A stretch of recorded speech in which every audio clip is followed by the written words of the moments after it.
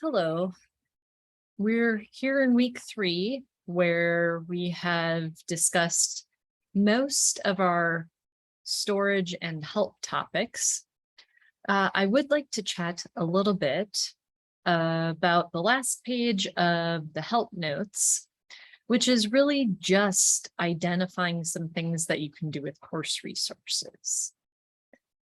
We're at the point where together, we've gone through some of the introduction, the necessary introduction to the way you interact with R through RStudio, as well as the introductory work in tutorials. And so the hope is you are at or close to being at a point where you can work solely in R through RStudio. Now, that having been said, some of the ways we interact with R might still feel uncomfortable to you. And I want to help you get comfortable with that just by trying out stuff, which is difficult to do from scratch, so to speak. So underneath course resources, I've aimed to give you some assistance with learning how to do stuff in R if what we do in class and what we do in discussions is not sufficient to get you comfortable. There is at least one primary resource there, along with some help resources. So I'm going to review that, and you can see that we've got this screen shared here. So right above the weekly modules, I have something called course resources. I've got that minimized right now, but if I open that up, there are multiple, in fact, perhaps too many to take a look at resources. So I want to briefly describe each of them, and I will keep it brief. The first one is called Comprehensive R Archive Network. This is the go-to original first day place where one goes to get information about R. It is also pretty old school because this is what existed 20 some years ago. And while you can get your primary pieces of information from here, things like actually the R program itself, you cannot directly get RStudio here, RStudio being a separate thing. And the different packages that you can access, and I'm going to go over here on the left to take a look at that, again, are the way it's displayed is rather Spartan. So it is the most reliable, most basic resource about R and what exists in R. But in terms of actually learning how to use R, there are better resources. So let's go to the next one. So the next one is something called Swirl. Swirl is, it's actually something that you would do working in RStudio to learn about R.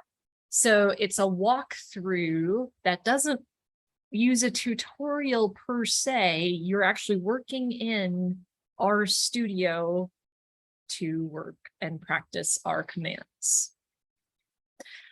So as we go along, if you find yourself needing additional guidance, this is a really good one to work on.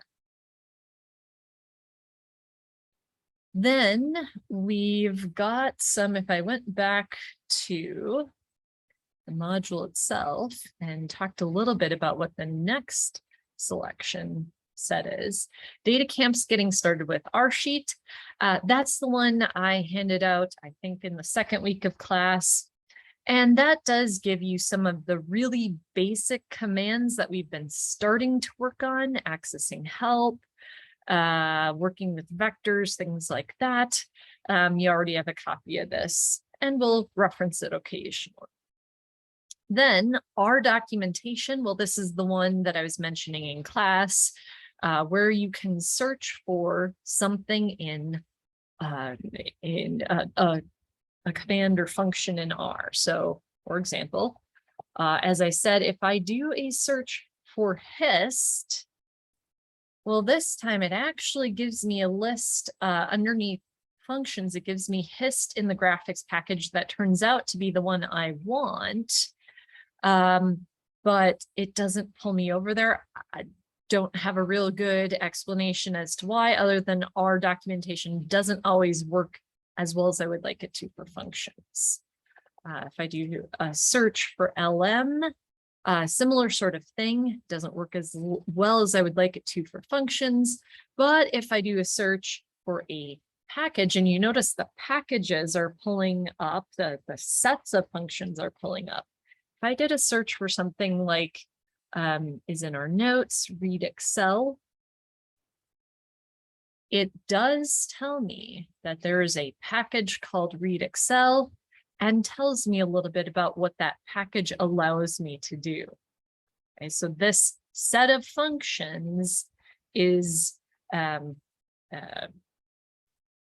the front sentence tells you what its primary goal is. Okay. So I do find rdocumentation.org to be very useful when you are trying to learn about packages. And there was a couple additional helps. Getting a Princeton University Library has some good assistance with R. It's variable, but I think it's another very reliable place to start if you are trying to get some additional assistance with R. Quick R is, I prefer, if I were trying to find a short answer to a question, I would look in Quick R. And the reason I'd look in Quick R is because it tells me very briefly some little tidbits that I might need to know, and hence the name. So, for example, if I wanted to know about histogram, let's see, how would I find that? Learning R tutorial, data input, statistics really isn't quite where I want to go. I want to go to graphs. So I have to know that a histogram is a graph. And so this will tell me some information about that. Now, that covers our help resources. The next thing under data resources, since we haven't talked about data frames yet, not going to get too far into that. I will probably bring that up when we start talking about the project a little bit more. Package resources. Well, we've just started to hint at what a package is. And so now would be a great time for you to take a look at different, well, you can take a look at new packages, which they're the next best thing, so to speak. But they may not necessarily contain what you primarily want to learn about in R. They're going to contain some cool new stuff, but maybe not exactly what you're looking for. And so I would also therefore recommend AwesomeR. AwesomeR tells you if you have a topic in mind. Let's say, and I'm trying to remember if actuarial science was in here.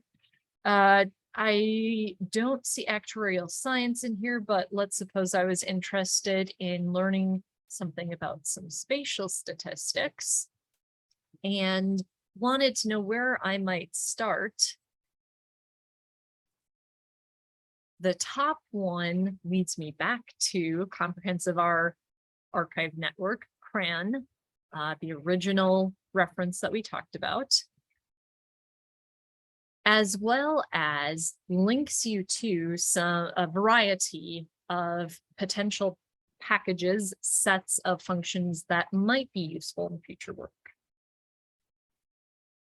All right, so I hope that this has been helpful in telling you a little bit about the course resources module and how you might make use of it. And I look forward to seeing you in next week.